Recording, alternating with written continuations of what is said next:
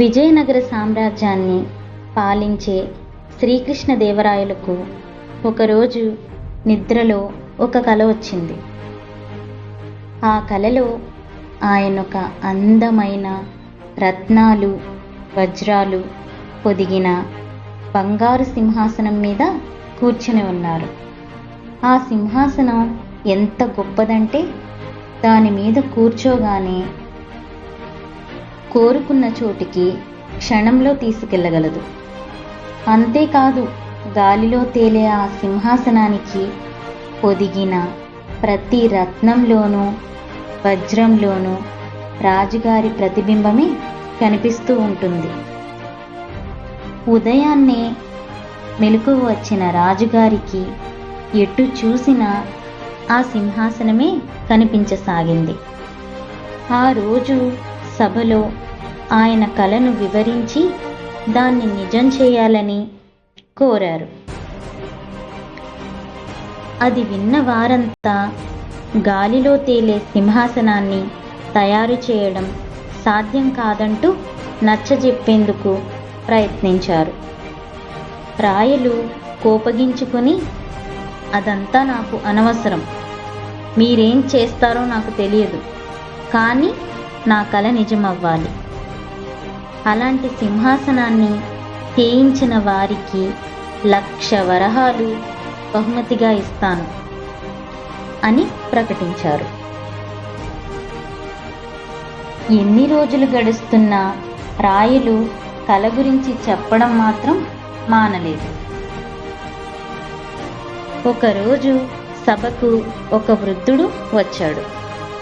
నెరిసిపోయిన జుట్టు, గడ్డం, మీసాలతో కర్ర సహాయంతో అతి కష్టం మీద నడుస్తున్నాడు. రాయలవారిని సమీపించిన ఆ వృద్ధుడు, నాకు అన్యాయం జరిగింది, న్యాయం చెయ్యండి ప్రభు అని ప్రార్థించాడు. నీకేం అన్యాయం జరిగిందో నిర్భయంగా చెప్పు, నేను నీకు న్యాయం చేస్తాను అని రాయలు హామీ ఇచ్చారు. నా దగ్గర 100 బంగారు నాణాలుండేవి ప్రభు, అవి ఒకరు దొంగిలించారు. వారెవరో నాకు తెలుసు, వారిని అడిగి నా నాణాలు నాకు ఇప్పించండి చాలు అని వృద్ధుడు వేడుకున్నాడు. అదంతా శ్రద్ధగా విన్న రాయలు, ఈ దొంగతనం ఎవరు చేశారు, ఎక్కడ జరిగింది అని ప్రశ్నించారు. వృద్ధుడు తటపటాయించడం చూసి, నీకేం భయం లేదు, చెప్పు అంటూ ప్రోత్సహించారు. నా 100 నాణ్యాలను దొంగిలించింది మీరే ప్రభు, నిన్న రాత్రి నా కలలో వచ్చి మీరే వాటిని తీసుకెళ్ళిపోయారు అంటూ తన కలను వివరించాడు వృద్ధుడు. రాయలకు చాలా కోపం వచ్చింది. ఏమిటి ప్రేలాపన, కలలో జరిగింది నిజమనుకుంటే ఎలా అంటూ అసహనంగా వృద్ధుడు వైపు చూశారు.